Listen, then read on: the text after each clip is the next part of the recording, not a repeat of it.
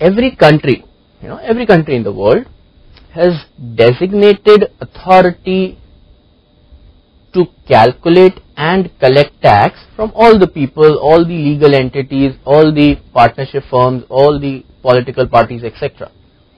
So like in India, we have the income tax authority. The office is, at the ITO, where that group of people or that institution is authorized by the government itself that they can not only collect tax from different companies, but they can also calculate their tax.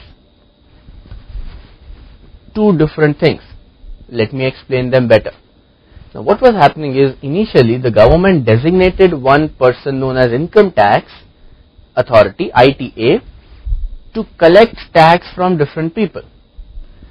While they were doing it, collecting tax from different companies, every company had followed little bit of different accounting policy. For example, some companies would have followed weighted average method of inventory, some would have followed FIFO, some would have followed LIFO, some would have followed specific identification. Same confusion in case of depreciation, straight line method, WDV, sum of the year digits, so on and so forth. So that single income tax authority became very confused. He went back to the government and said that I can collect tax only when I know how to calculate. Here I am dealing with 1 million companies, each of those who have followed a little bit of different accounting policy. Though there is standardization in accountancy, but still there are choices available. So the income tax department becomes very, very harassed by all those choices taken by different companies. So now the government gave them another power to calculate tax according to their own rules. Meaning there is a new set of accounting standards which have come now, the standards which will be followed only by the income tax authority. The earlier standards, financial reporting standards or accountancy as we used to call them, will be followed by a chartered accountant to prepare the accounts. So the objective of the two different standards is completely different. A normal accounting standard followed by CA to prepare the accounts. A special accounting rules only for income tax, only for the purpose of calculation of tax and collection of that. Okay, so this brings us to the pinnacle of a confusion which says that every accountant must know both the standards.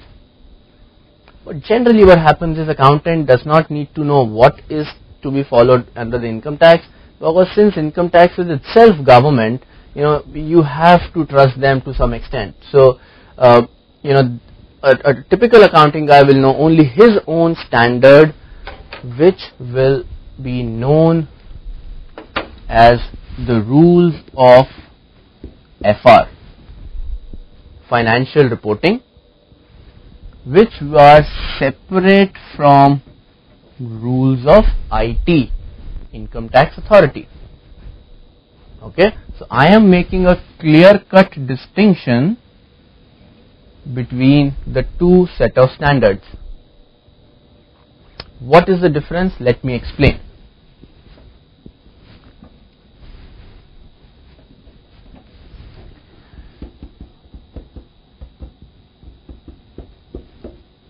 Okay, I am making my income statement. I am an accountant. I am making an income statement for the first year, charging depreciation on a weighted, accelerated method. So my depreciation looks something like this: 30, 20 and 10. Okay, so this becomes my, assume there is no interest, this becomes my EBT, earning before taxes. For simplicity's sake, I assume that my EBITDA is going to be same for all the 3 years.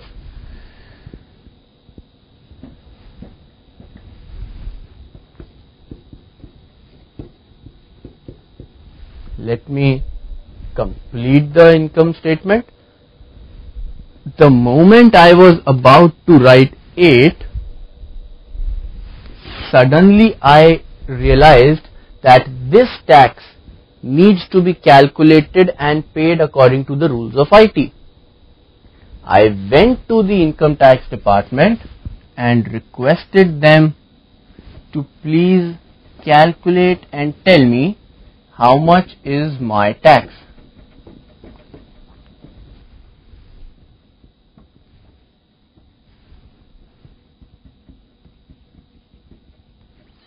The income tax department said that they are going to charge depreciation according to a different method, their own different method, and the amount is going to be like this. So in place of 30, they are going to give me an allowance of 25. In place of 20, only 15, and in so total 40.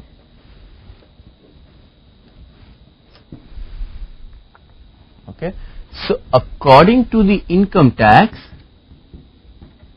my earning before tax is 25, 35 and 30.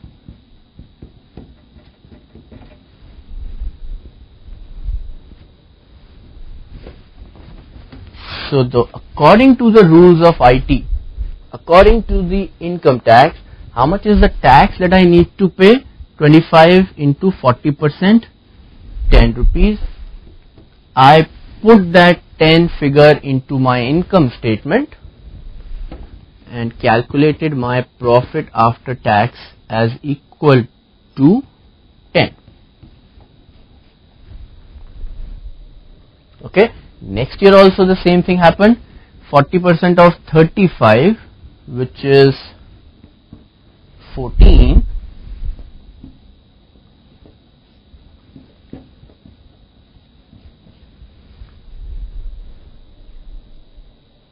okay, now what happened is the third year, so let me put that as well.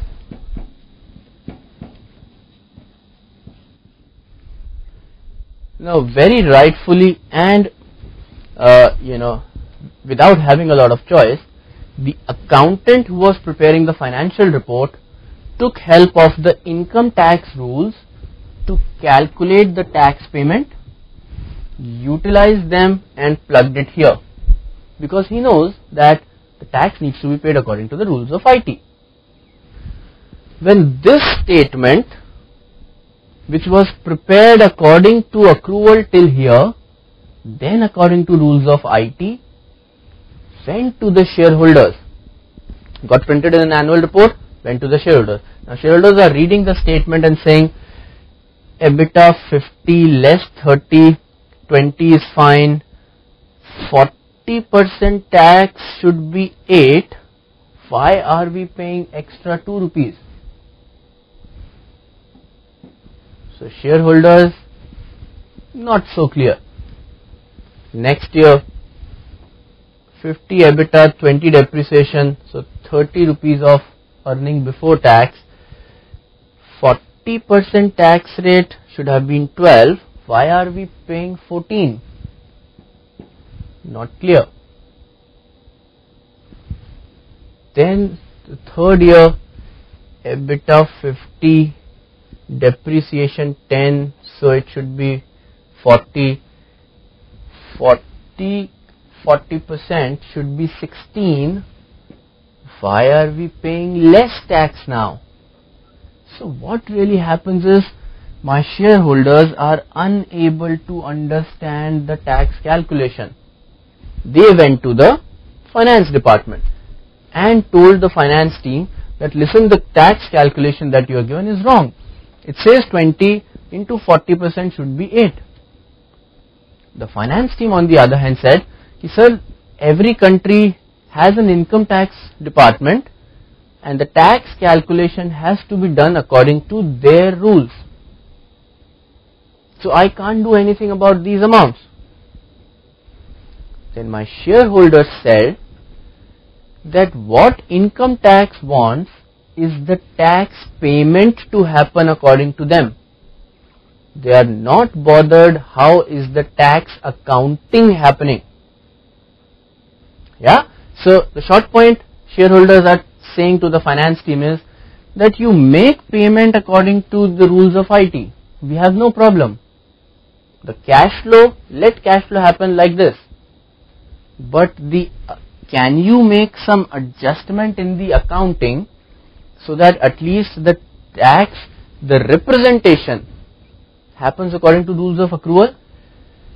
Now shareholders are thinking that can I make an adjustment between the cash taxes and the tax on the accrual side? The entire chapter is about this adjustment, which bridges the gap between the cash taxes that need to be paid and the tax which needs to be accounted for. Entire chapter is for that. So now finance team is working out a mechanism to find out what can be that adjustment. So finance team thinks that how much is the tax that I have to pay in the current year? 10. That is what income tax is asking for. Why is there a difference in the tax amount? Because there is difference in the income. See that the income as per FR is 20, whereas income as per IT is 25. Okay, let me get to the terminology. Income as per FR, on which tax is to be levied, is known as earning before tax, and income as per the rules of IT is known as taxable income. Okay, all those who are working or have got involved with their parents' returns, etc., income tax returns, so they would know of this terminology, taxable income. Now this is the income on which the tax rate is multiplied to arrive at the tax calculation. Now another terminology, the tax calculated for a particular year according to rules of IT is known as the current tax.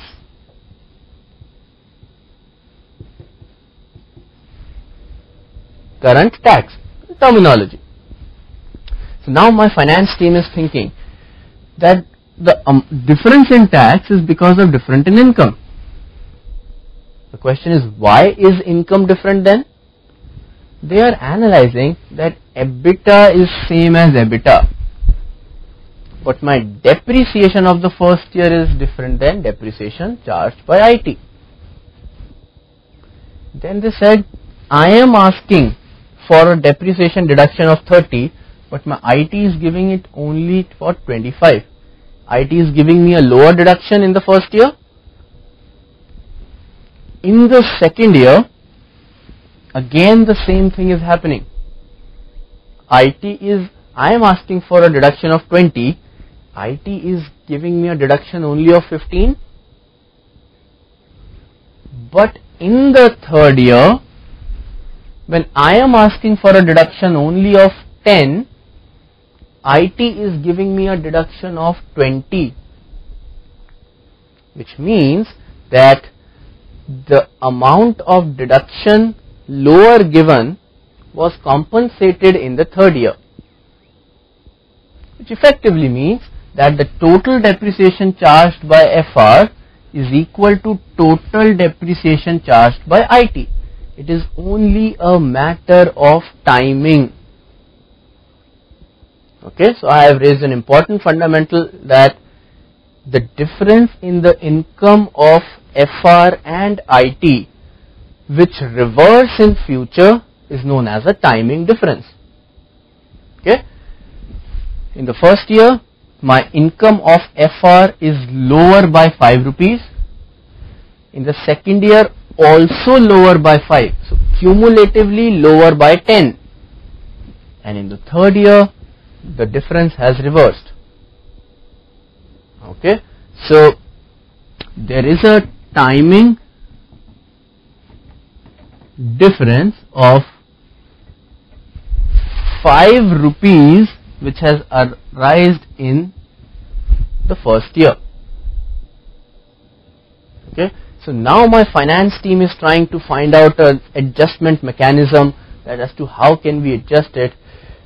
They said that they are asking for a greater tax today, for which I will get a benefit in the third year.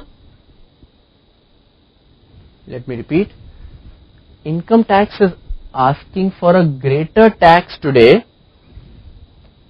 8 versus 10, for which I will get a benefit in the third year. Anything for which I get a benefit in the third year or in future is known as an asset. So basically,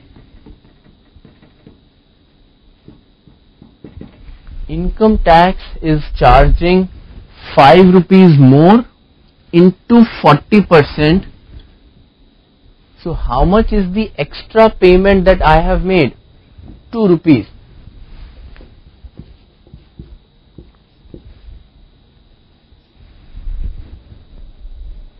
This 2 rupees is just like a prepaid rent. Now imagine you were supposed to pay rent only for the first year, but you have paid rent for third year also. Like a prepaid asset, this is known as a deferred tax asset. Why the word deferred? Because deferred means postpone, futuristic. Tax related to income tax.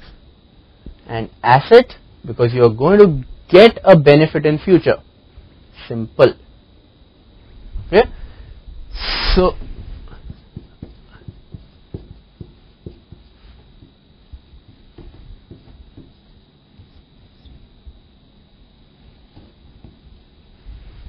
So my finance team, what they said, that out of the 10 rupees that has been asked by the income tax, 2 rupees belong for future. Therefore, they are really not the expense. Reduced from that, the expense is only 8 rupees, which is known as tax provision, or in terminology, income tax expense. Now, let me come back to the first statement that I had built: sales, COGS, EBITDA, EBIT, EBT less tax provision is equal to PAT. So the tax provision that goes into the income statement is this. So tax provision is technically known as income tax expense. Okay. How would A is equal to L plus C happen? That is something which you should never lose sight of. Even the most complicated transactions get easy. How much payment you have made?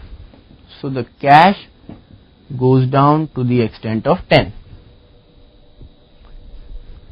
How much asset you have created in form of deferred tax? 2.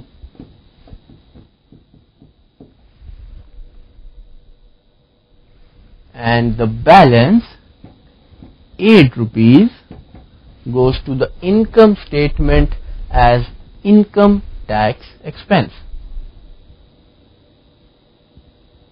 Okay, so just similar treatment like prepaid expense.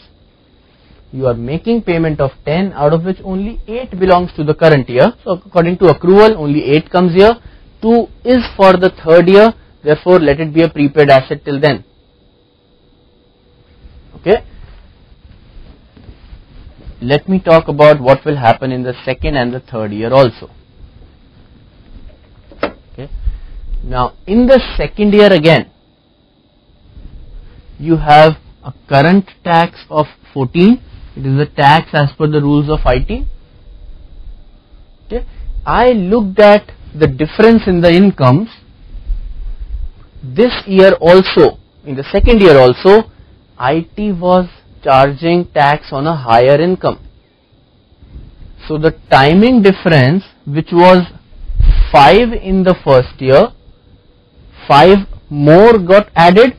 So now the cumulative timing difference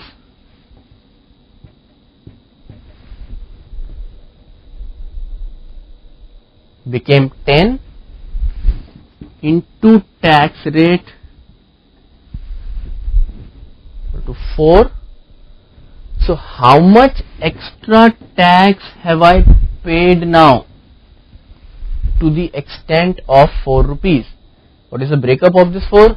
2 rupees I paid extra in the first year and 2 I have paid in the second year. Now look at the value of the asset. From 2 rupees at the beginning of the second year, the deferred tax asset has moved to 4. There has been an increase of 2 rupees.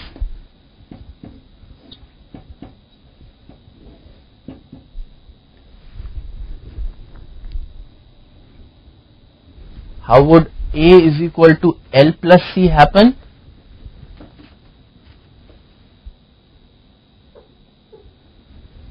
My A is equal to L plus C. How much I have paid in the current year? 14 cash. Out of this 14, how much new deferred tax asset got created? 2 rupees. So by 2 rupees, your deferred tax asset goes up. From 2 it becomes 4. So the delta of 2 rupees and the balance portion of 12 goes in the expense as income tax provision. Okay. So there is a question from Annanagar, Chennai, which says whether the depreciation will be same over a period of time in case of FR and IT accounting. That is exactly the point, that the total depreciation will always remain same. So the bucket, the total depreciable amount, 30,000 historical cost, 3 rupees salvage value, 27,000 is the depreciable amount. What is difference between IT and FR is the method, is the principle. So one might charge a faster depreciation initially, the other might give you benefit later on. So therefore I said it's a matter of timing difference. This timing difference multiplied by the tax rate gives me the extra payment I have made to income tax, futuristic, therefore known as deferred tax asset or a liability. Okay. Then there is another question which says, what is the interest for the deferred tax paid? There is no interest which is paid. Won't it be a loss for the company in opportunity cost terms? Yes, there will be a loss for the company because you are unnecessarily making an extra payment, but the point is you don't count it as a loss. This is a rule, this is a law. You have to make an adjustment only because of your shareholder. Okay, so don't calculate as a loss that why do I have to pay extra tax. This is a fact. There is no choice. Okay. Second question that I have is, effective tax rate in case of individual is difficult to predict due to slabs. So what really happens is, when I go to income tax for my first year, they will probably project my income statement and find out how much is going to be the tax in the future years. Just to note whether the difference which is arising in the first year, 20 and 25, is this like a difference which will reverse or it won't reverse. If it will reverse, it will be a timing difference, give rise to a deferred tax asset which will go to the balance sheet and have an impact on my income statement. If the difference is not going to reverse, then the difference is known as a permanent difference. In that case, there is no deferred tax etc. created. Then the finance team will go back to the shareholders and say, sir, we are very sorry, we cannot reconcile the two amounts. It's since the payment has to happen according to rules of IT, the provision will also happen according to the rules of IT. The shareholders said that can you do something in case of timing difference, to which the finance team agreed. So therefore the entire chapter of deferred tax is based on timing difference. It was an exam question which says, can deferred liability generate on a permanent difference? Answer is obviously no. Okay. So Ananagar Chennai is asking who will be fixing the value of depreciation every year.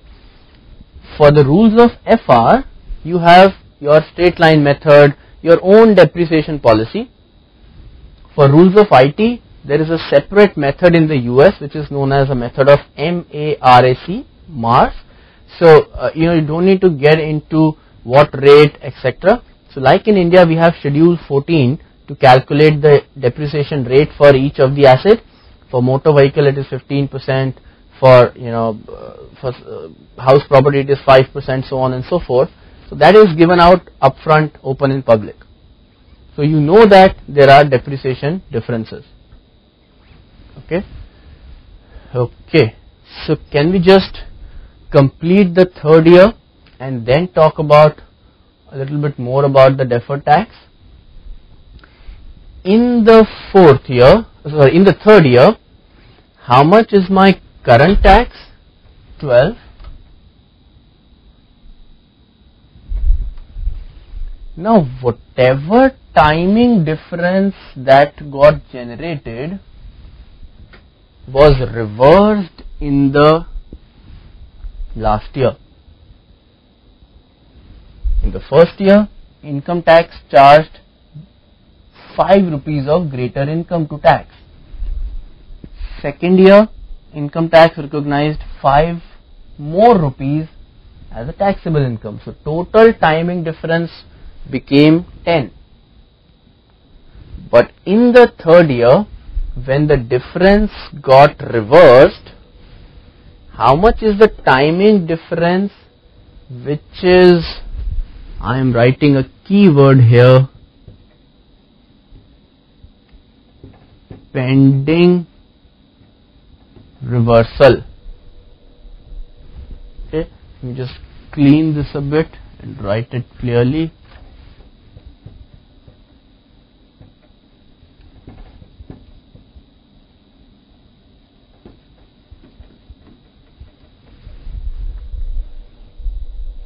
So the key word here is, in the valuation of deferred taxes, it is not important how much timing difference has got generated. It is important how much of the timing difference is pending reversal. So in the first year, when there was a 5 rupee difference originating, I knew that I am going to reverse it in the third year. Looking futuristically, 5 rupees were pending reversal. In my second year, 5 rupees more got originated. So cumulatively, how much is timing difference pending reversal? 5 plus 5, 10. So therefore, my value of 10. At the end of the third year now, whatever timing difference got generated in the first year and in the second year got reversed in the third year. Further looking into future, how much is still pending reversal? 0. Because whatever was there got reversed in the current year itself, the third year. There is nothing left for fourth and the fifth year. So since the timing difference pending reversal is 0, into 40%, you get deferred tax asset as 0. So my value of current tax 12, which is the rules as per IT. The value of my asset has fallen down by 4 rupees. So effectively I am talking about cash going down by 12 and value of asset also going down by 4. So double impact on the asset side, my capital must go by 16. So here I'm going to add 4, write 16 here.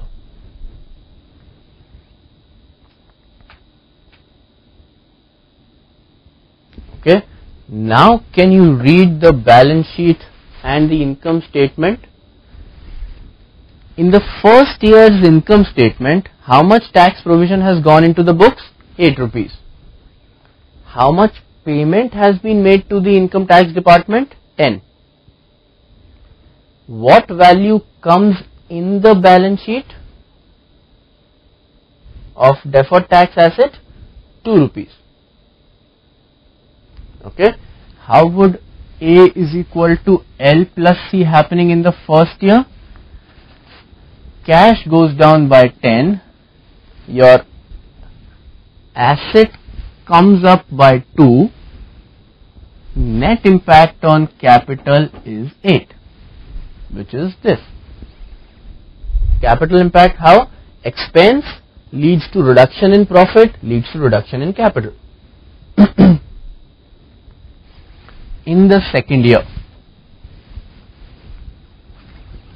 how much will be the total value on the balance sheet date? Second year, 4 rupees. How much will be the tax provision in the income statement? 12. So how much is the payment that you have to make? 14. Out of that 14, 2 rupees deferred tax asset from 2 has moved to 4. So there has been an increase of 2 rupees. The delta portion, the net impact is decreased by 12, which is an expense of 12.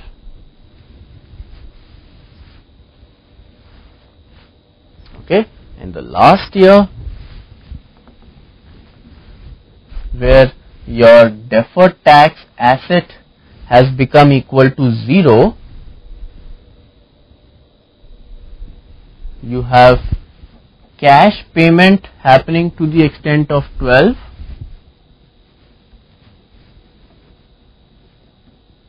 deferred tax asset falling from 4 to 0, so my asset goes down, net impact on capital is 16, which is this expense.